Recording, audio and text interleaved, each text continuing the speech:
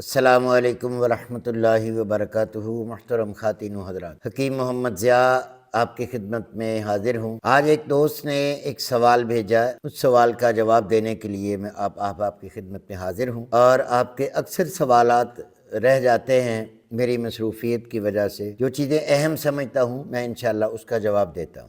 دوست نے سوال بھیجا ہے کہ جی بلغم اور کیرے پر تھوڑی تفصیل دے دیں۔ یہ ایک بہت اہم ٹاپک ہے، میں مختصر اور جامع باتوں میں انشاءاللہ آپ کو سمجھا دیتا ہوں۔ بلغم ایک الگ چیز ہے اور کیرا ایک الگ چیز ہے۔ ان دونوں میں جو فرق ہے وہ پہلے سمجھ لیجئے۔ زکام ہمیشہ اعصاب کے سرد ہونے سے، ٹھنڈی ہوا سے، ٹھنڈے ماحول سے، ٹھنڈا پینے سے، ٹھنڈک میں رہنے سے، ناک کے اندر ایک جھلی ہوتی ہے اعصابی، اس کے سکیڑ سے خراش شروع ہوتی ہے، اس خراش سے پھر چھینکیں، پھر پانی بہتا ہے اس سوزش کو دور کرنے کے لیے، اور یہ اعصابی اور بلغمی مریض کو ہوا کرتا ہے۔ اس کے اندر ماڈرن میڈیکل سائنس نے کسی جراثیم کو دیکھ لیا تو انہوں نے کہا جی کہ یہ فلو جو ہے یہ وائرل ہے۔ تو میں عرض کر دوں، کوئی بھی جراثیم بغیر کسی ماحول کے کہیں بھی زندہ نہیں رہ سکتا۔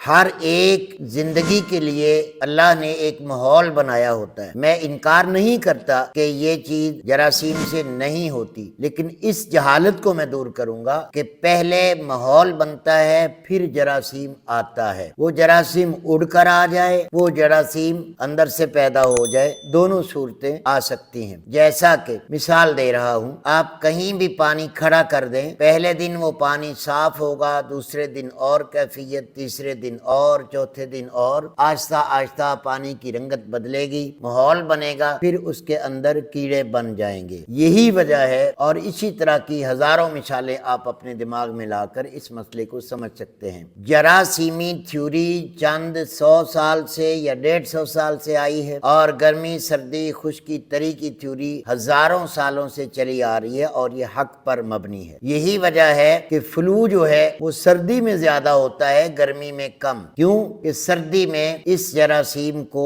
گھر بنانے کی جگہ مل جاتی ہے اور اسے ماحول ملتا ہے سرد، پھر یہ پیدا ہوتا ہے۔ اس کا مزاج سرد تر ہوتا ہے، اس کی خلط بلغم ہوتی ہے۔ جن بندوں کو چاول، دہی، لسی، آلو، گوبھی، مٹر، بینگن، بتاؤں، بادی چیزیں جو کہ بلغم کو زیادہ پیدا کر دیں، یا زیادہ میٹھے، یا زیادہ کھیرے، حلوے، دلیے، کسٹرڈ، پھرنی، سری، پائے وغیرہ، یعنی جو چیز اعصاب کو قوت دیتی ہے، جب وہ حد سے زیادہ کھائی جاتی ہے، جس سے کھال اور جسم ٹھنڈا رہنے لگ جائے اور آنتوں کے اندر بھی ٹھنڈک آ جائے، تو اس بندے کو یہ فلو ہو سکتا ہے، جسے آپ لوگ زکام کہتے ہیں۔ دوسری چیز کیرا کہا گیا۔ اب کیرے کو ہم نے نزلہ بھی کہا۔ اب یہاں پھر میں ایک تقسیم کر دوں، نزلہ ہوتا ہے گرنے والا، یہ جو زکام ہوتا ہے یہ پانی کی طرح بہتا ہے اور چھینکیں زیادہ آتی ہیں۔ تو کیرا جو ہوتا ہے وہ حلق کے اندر گرتا ہے، وہ گلینڈ کے اندر سوجن آنے سے ریشہ حلق کے اندر گرتا ہے، انفلومیشن ہوتی ہے آپ کے گلے کے گلینڈ میں، وہ گرمی کی زیادتی سے ہوتا ہے، اس سے ہمیشہ پیلا ریشہ آئے گا۔ اگر وہی کیرا